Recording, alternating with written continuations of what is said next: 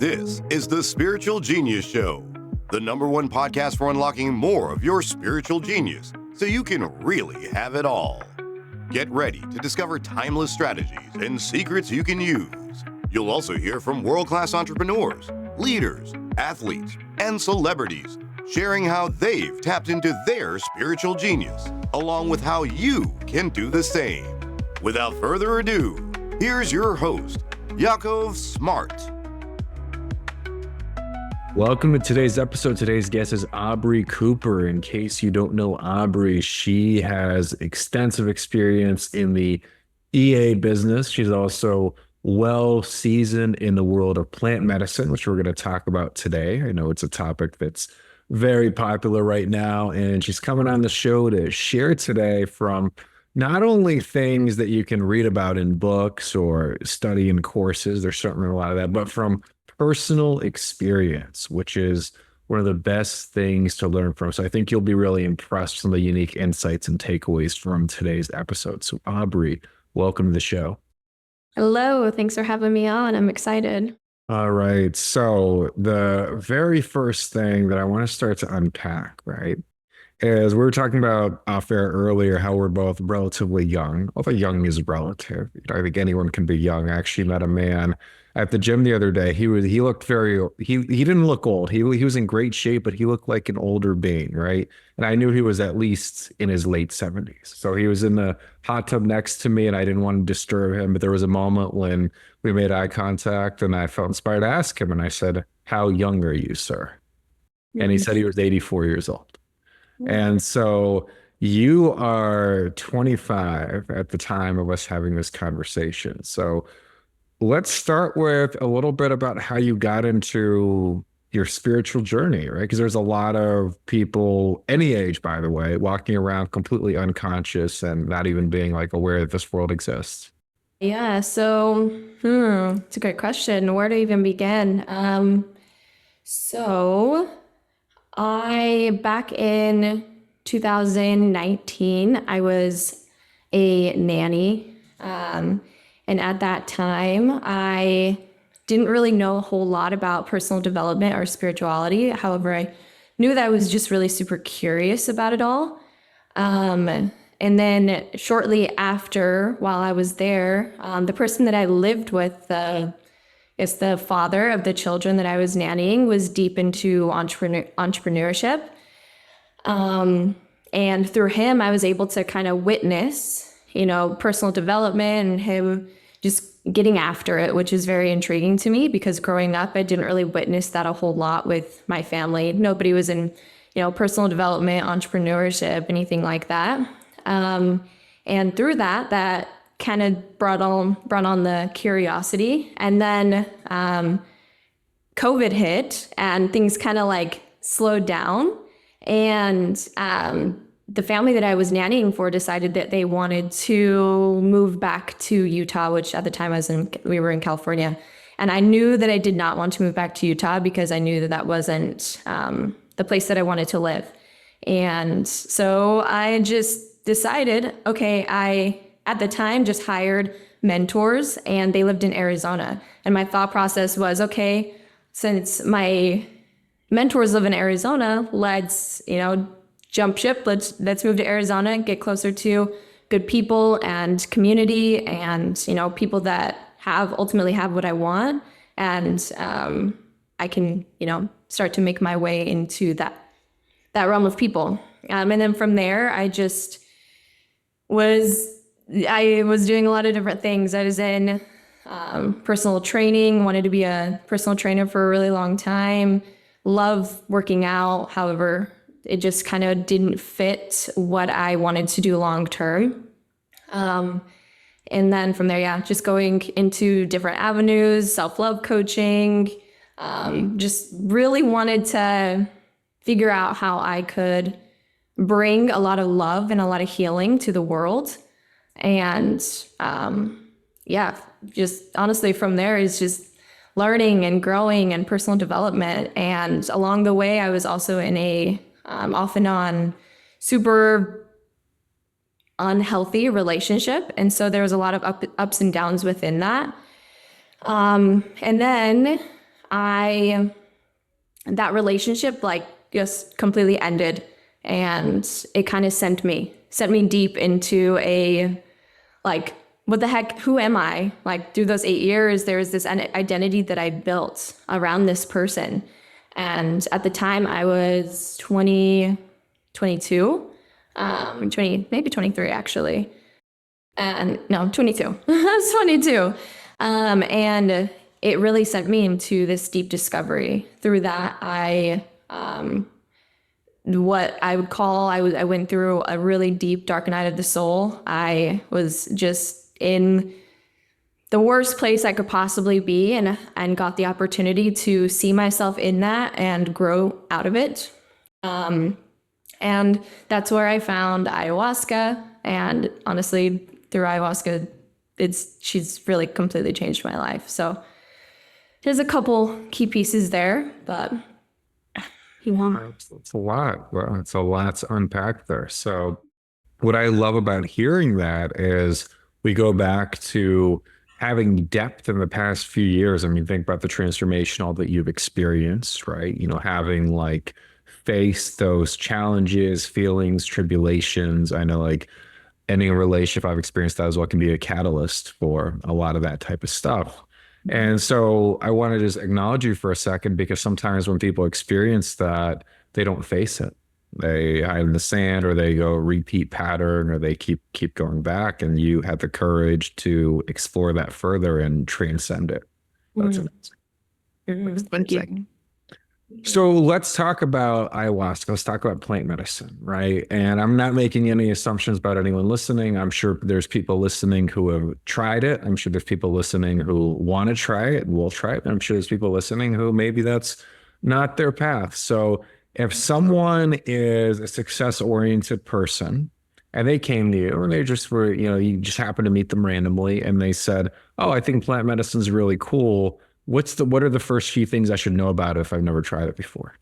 Ooh, that's a beautiful question. Well, first thing, like you said, plant medicine isn't for everyone. Sometimes people will try it and it's just not their calling, and that's okay. It's a very, very it's a very deep work, and some people aren't.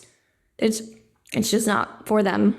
I would say that it's a beautiful tool to be able to go deep, to be able to unlock, deep healing, and be able to really understand yourself, understand who you are and who you want to be in this life. Yeah, I think that's honestly the biggest thing, is if you're looking into really going deep, really wanting to know yourself, know your purpose, your calling on this earth, then I would say ayahuasca is the perfect tool for that. And so for people who don't know, when you do ayahuasca, I think there's some misconceptions around it, that you have to go into some jungle in the middle of nowhere with spiders and, you know, a lot of crazy stuff. Mm-hmm. It's not necessarily the case, right? I mean, there's ways to do plant medicine and experience that. Even here in the US, there's people who take people through ceremonies, right? Oh yeah, absolutely. Actually, the only place I haven't been out of the country for ayahuasca. I have gone to, it's called a Luna Healing Center in Northern California, Potter Valley. And it's on like a 40 acres of land, and they have a barn house and a lake house and their own little mini lake. And it's not in the jungle. It's actually right in Northern California in the mountains. So Well, I think that can be helpful for people too, because it's not something that, you know, is experiencing the medicine might already be out of someone's comfort zone, right? But so not being in an environment that's like completely out there. I mean, I've heard stories of people going to the Amazon and like experiencing all that. So it's cool that you got to experience that in California. So if you remember the first time you had to experience it, I guess describe it to people. Like, you don't have to get too personal, but like, what are some of the things that you saw, or what was different about it than you expected? That is the best question I can ask there. that's a great question. Well, So it's different for everyone, like I said. However, my first experience with ayahuasca was very, very difficult. It was a lot of generational healing. So that is a main thing that actually happens with ayahuasca journeys is a lot of people will go in to heal generations. And little did I know that is exactly what I was going to get on my first journey. For years and years and years, for generations, my family has experienced a lot of sexual abuse. And it's just been this like dark shadow in my family. And my first ayahuasca journey was me being able to witness my family and almost like feel their pain in my journey and be able to work through it and then come out the other side with a lot of compassion, forgiveness, and understanding.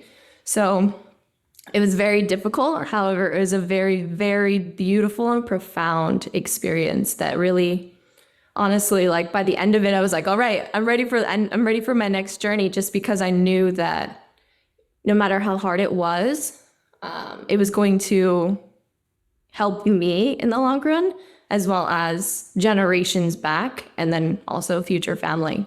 So, it was a really, really beautiful experience. And as far as like seeing something, it was honestly just, I wouldn't say there was a whole lot of seeing. It was more of a feeling experience. A lot of people will experience like visuals, and I have also experienced that in other journeys. However, this main one was mostly just that knowing and that feeling of, oh, okay, this is what I'm working through right now.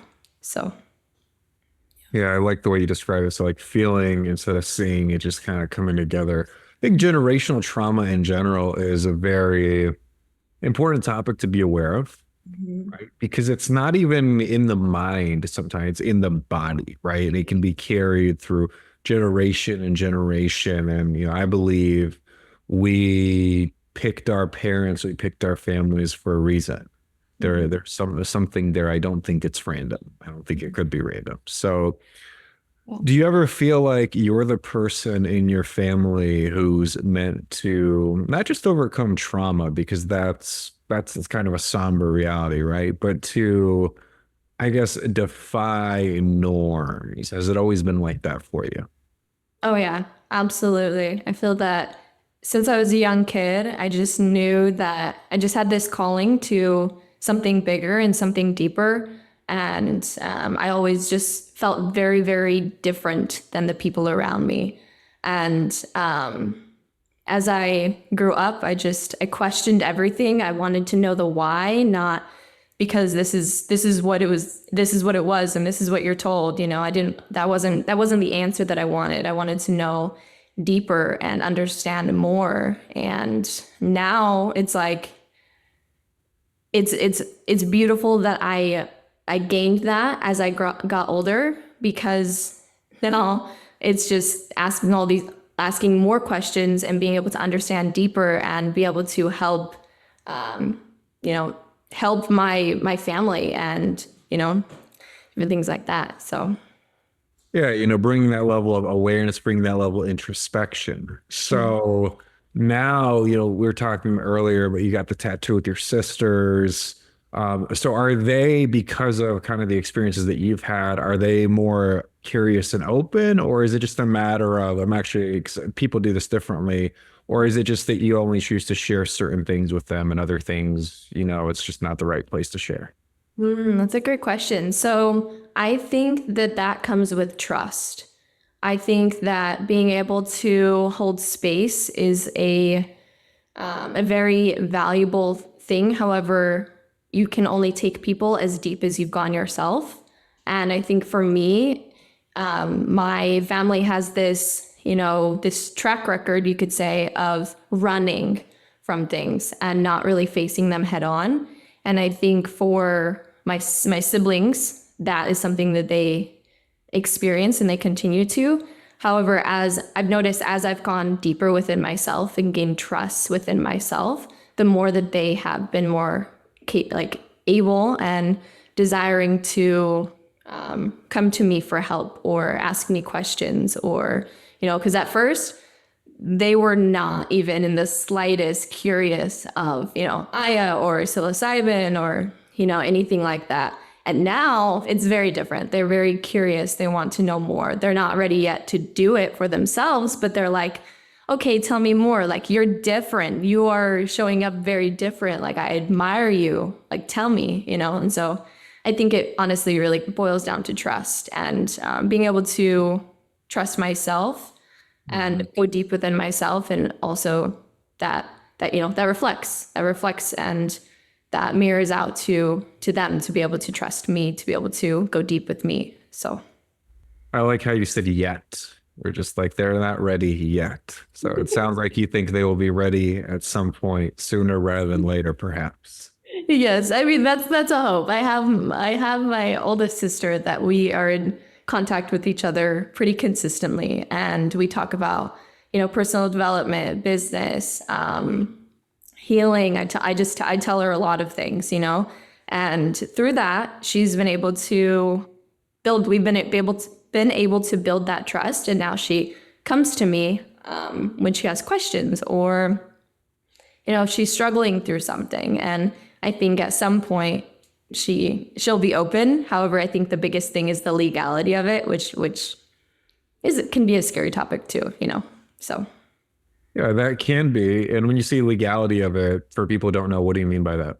Yeah, so it kind of depends on what psychedelic or what plant medicine you're talking about, because in some states it is decriminalized. So in California, for example, ayahuasca is decriminalized. And also if you have a church, if you've built a church, then you are religiously exempt. So that's what makes it legal in the United States, if anybody didn't know that. And I think for her, at least for psilocybin in specific, it's not legal. It's not legal anywhere, even to microdose. It's very, it's not legal. And so I think, that kind of scares her as far as the legality goes, because she has a family, so on and so forth. Yeah, it's a safety thing, if anything, right? I don't think anyone's necessarily cracking down on plant medicine. No. That would be funny. I could just imagine like police showing up to like a retreat and just be like, "What in the world is going on here?" I don't think the energy of that would attract law enforcement. I just think it's two different worlds. Yes, I can totally agree. Yeah, but it would just be a funny paradox. So with creating that safety. Go ahead. Oh, I'm sorry. I was just gonna say. I mean, So I think that there is that at play. I mean, actually, I would say that that's not really at play. However, there are people that try to, bring it down and to make it less attractive to people. I guess that makes sense. And yeah. Yeah, and listen, I look at it neutrally. I haven't done it myself. I mean, I've done all sorts of gnarly breath work and stuff like that. But as far as like ayahuasca itself, have I experienced it personally? No, I have not. So I look at it very neutrally. I think if people are called to it, wonderful. I think it can be a beautiful tool. I also think it can be abused, misused, and all those different things. So discernment there is important. But one thing that's a great theme here too, and I want to talk about business entrepreneurship here as well, because that's a nice segue. I think releasing is such a great tool for creating. Like people talk about creating this, creating that, big ideas. But I bet you after you have an experience, whether it's with plant medicine, without it, where you deeply release something, you're so much, one, more open to receiving, but two, you're probably a lot more creative and inspired. Absolutely. I could not agree more. My last journey, I just completed a training. So my last two journeys were about two and a half weeks ago-ish. And after that experience, it brings upon this whole new level of clarity and understanding, because as you continue to get to know yourself, you're able to, show that to the world. And for me, ayahuasca has like basically rewired my brain and has helped me to heal things that I never even thought I could ever heal, which has released or I guess freed up a lot of space within myself, within my body, within my mind, to be able to create and make new things and think differently and help other people and build a business, so on and so forth. So what type of business, with the insights that you've had, are you looking at building? Yeah. So, I have a couple things that I'm working on. So I have the executive assistant business where I am an executive assistant to multiple businesses across the states. And then through that, creating retreats that are specific to executives and CEOs that are plant medicine specific. And on the other side, I am also co-facilitating plant medicine retreats and plant journeys with my partner, Riley. And our goal over the next couple of years is to really build community out here in Austin and ultimately open up our own retreat center and our own homestead property so that we can make it a lot more accessible to other people and really just honestly just bring in so much healing and support, really. Well, there's a lot of that out there, right? There's a lot of retreat centers. I think Austin is a great hub. There's a lot of openness. So it seems like a great time and a great place to do it. When you're working with people in such a close capacity, when you're co-facilitating, right? Let's just say, what are some of the things that you do? Because some people listening might be sensitive to energy, or they may be a little bit more introverted. And to me, it's a very intimate experience, right? So if you're co-facilitating something like that, how do you stay clear of their energy and come at it as neutrally while still giving? You know what I mean? That's a beautiful question. I would say the biggest thing is intuition. During at least the journeys that I've co-facilitated, we take a small microdose of ayahuasca to get into the energy and really get into the space. And that really helps you to feel the energy of the room, and through that really get in tune with your intuition and that inner knowing, and be able to really know what somebody needs and what somebody doesn't need, as well as we are space holders. We are doorkeepers. We are not, at least I'm not a shaman. I don't go into other people's energy. I don't, go into their field. I am here to hold space and to provide love and compassion and, and yeah, honestly, I really feel that the number one thing is that intuitive piece, where to know when somebody needs you and when somebody doesn't. So it takes feeling it out, right? And it takes a level of experience. Every person's a little bit different. Yeah. Well, I guess, for people who have thought about exploring plant medicine, or maybe they've done it before and they're feeling like maybe something to explore again. And of course, we don't give any medical or legal or financial advice on the show, but for people who are in that camp, perhaps, what are some of the things that you think they should consider when deciding if now is the time, and if this is even something that could be for them? There's a lot of things, to be honest. I think the biggest thing is, are you ready to really dive deep into yourself and, be prepared for what you find, what you see? That's a big piece, because a lot of people go into these experiences not really knowing what they're going to find, what they're going to see. So are you ready to see maybe what you don't see? And are you ready to shift perspective and understanding and, all those things? And also, a big piece is the health factor, the safety factor. Have you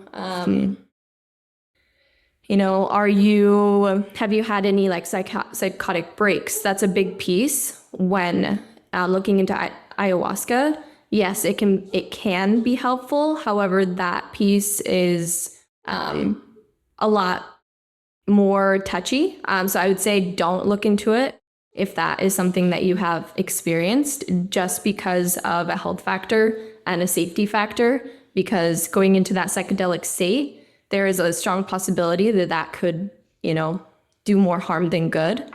And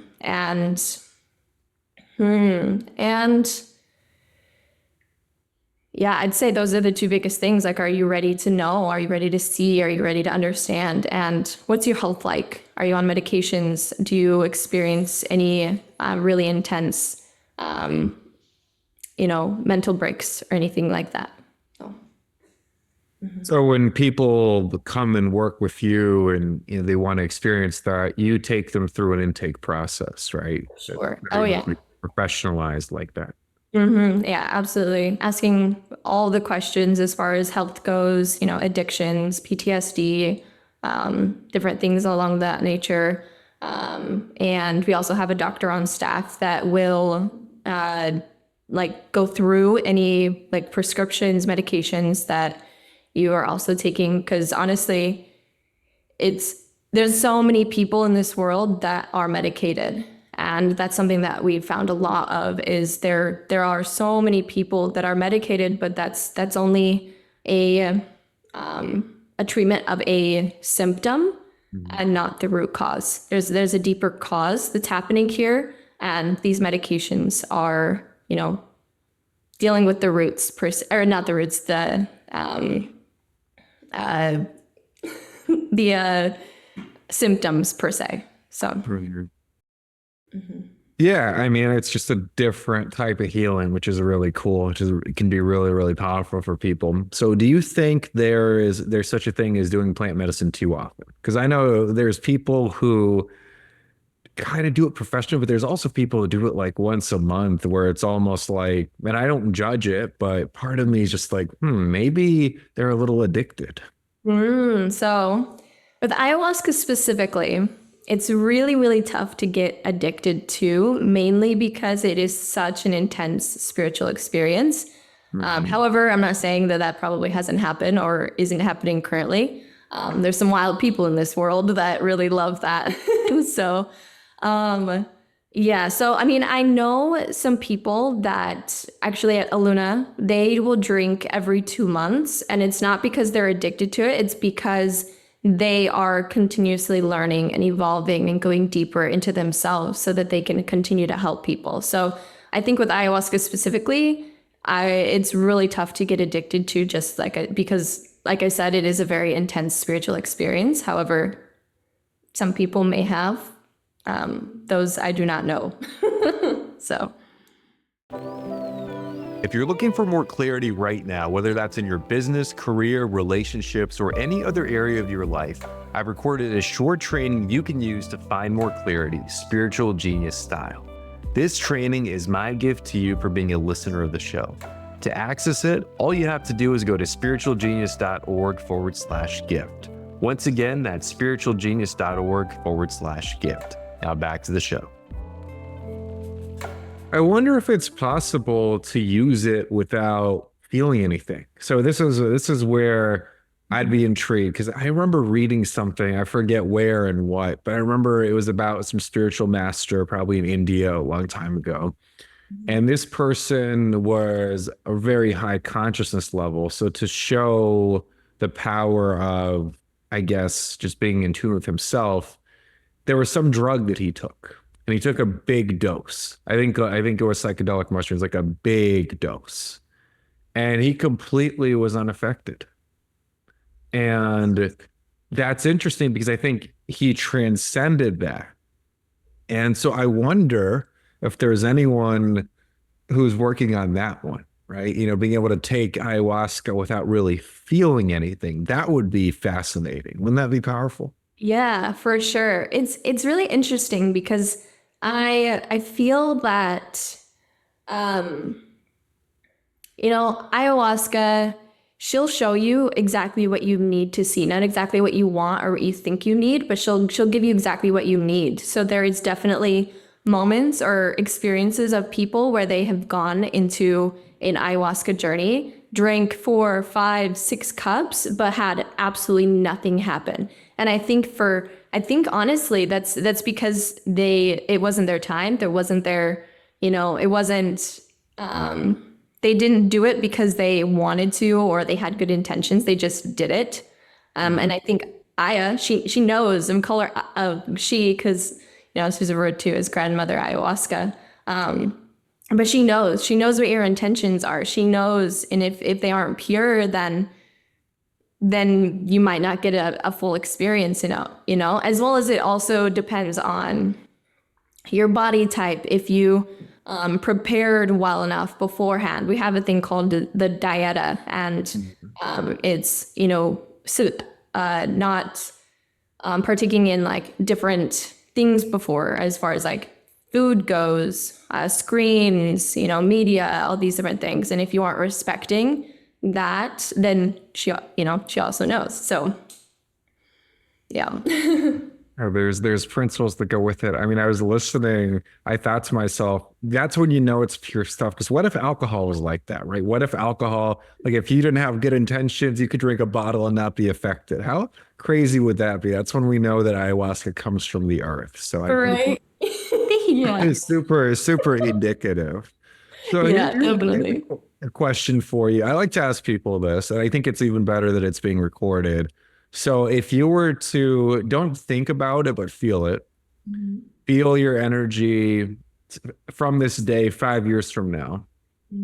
Tell me what your reality looks like, your business, just like some things that stand out to you.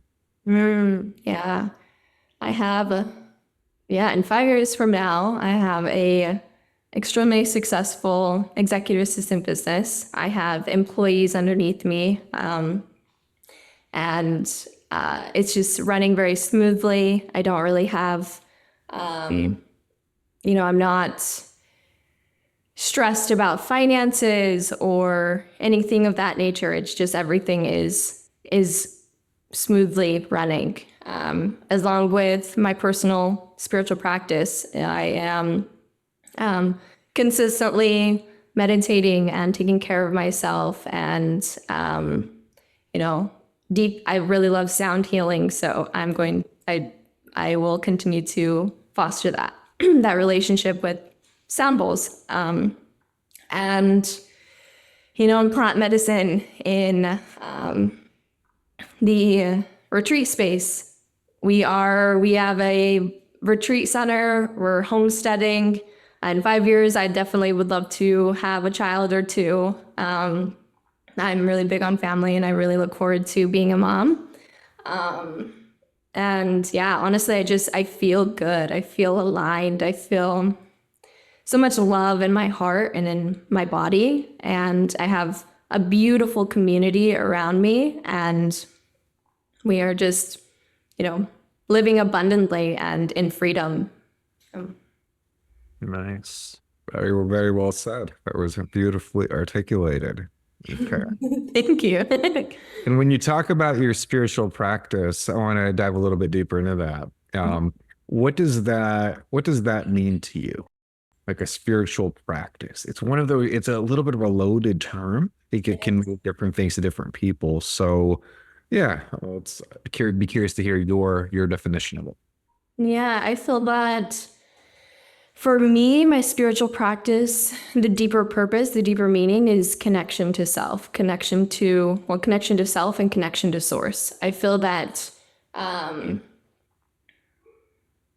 everything is a mirror of me and who I am, who I'm being, and my internal world. And so the biggest piece is being able to be grounded within myself, feel safe in my body, feel that love and compassion for myself. And I feel like that is that deeper spiritual, practice for me. And along with that comes actions, right? So meditation, journaling, breath work, taking time for myself, and yeah, really honoring me, myself, and my choices. So love that. Yeah. especially that like first part. I think that's the foundation of any spiritual practice, connecting to self, connecting to source, right? Connecting to love. Yeah. Right? You know, to me, like a spiritual practice, I think I've shared this on the show before, and this is something that sometimes I remind myself of because it can be easy to forget, right? Is the spiritual practice can be anything. Like your spiritual practice can be going to the grocery store, although I hate going to the grocery store, so it's not my spiritual practice, but it can be someone's spiritual practice, right? So that's where I feel like a lot of people who maybe aren't, let's see, they're not necessarily in the spiritual space in terms of with their occupation, or maybe, you know, they don't go to a sound bath every day, which I do not, but some people do every week. And they, you know, they're trying to have more of a spiritual practice. And I think sometimes people go on the other extreme and like try to do that too much, or like, oh, I need to spend 2 hours meditating, right? Time and a place could be, but sometimes the spiritual practice is being more intentional in the things that you're doing that day, and the key places where you're investing your time and energy. And that actually elevates you, just like 2 hours of meditating. That's a really important thing for people to know. Yeah, I completely agree. Like you said, intention is the biggest piece there, because if you're just going through your day to day, like not thinking about yourself or others, you're just doing because you think you need to do it, or you know, blah, blah, blah, blah, blah, you're just plowing through, then you'll feel disconnected from yourself and from source. You'll feel very probably chaotic, overwhelmed, overstimulated, all of these different things, and it'll feel very uncomfortable in your body. However, when you choose to set your intention for the day and you know, be intentional with what you do and how you operate throughout that day, then that really is your spiritual practice, because you're staying connected to yourself and staying connected to source as you move through the day very intentionally. So. Yeah, and I love how you said that as well, because a lot of it is not about, you know, being reactive is the opposite. Being reactive, sometimes anytime I've made quote unquote bad decisions or maybe misaligned decisions, it's usually come from like this reactive place. Oh, this happened. It's like this animalistic, where maybe it's anger or whatever the case may be, as opposed to just buffering it for a second, slowing down a little bit, being a little bit more intentional, right? It's also a lighter way to live. It's a lighter way to be in business and relationships, health, all these different types of things. So it's great that like that's at the forefront of not only when you do plant medicine, but in your day to day. I think that's where it's really indicative. That's really where it speaks the loudest. Absolutely. Yeah, I definitely agree. And to add on to that too is taking time for yourself. I think so many people they think that self-help or self-love and help is, I don't know, taking hours and hours and hours to, do morning routines, night routines, build these habits, all these things. And yes, I wouldn't even say yes. I'd say, and it can be just taking a second to breathe, taking a second to just ground yourself, taking a second to be in your thoughts, taking a second to get up out of your chair that you've been sitting in for the last 4 hours and dance around your room like nobody's watching. Like that is also, self-care and self-love. And I think those are the pieces that are honestly the most important, at least for me, because yeah, you can have this structure and this, all of these things, and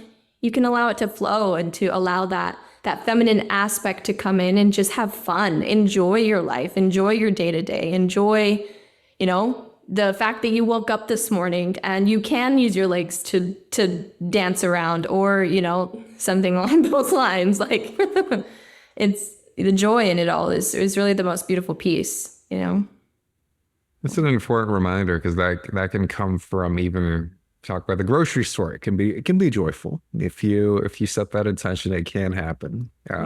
And yeah, sometimes it's about transcending something, right, and making it joyful. So Aubree, this has been great. It's been really insightful on a few different topics for everyone listening today. Where can people go if they want to learn more about you and connect with you online?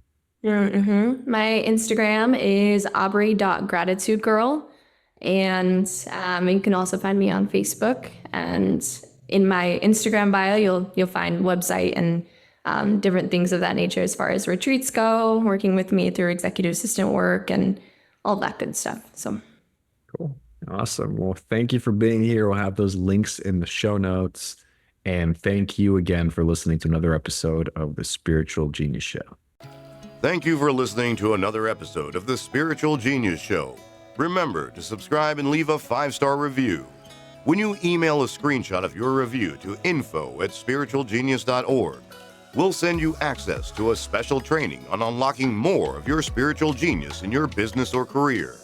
Once again, the email address to send that screenshot of your review to is info@spiritualgenius.org.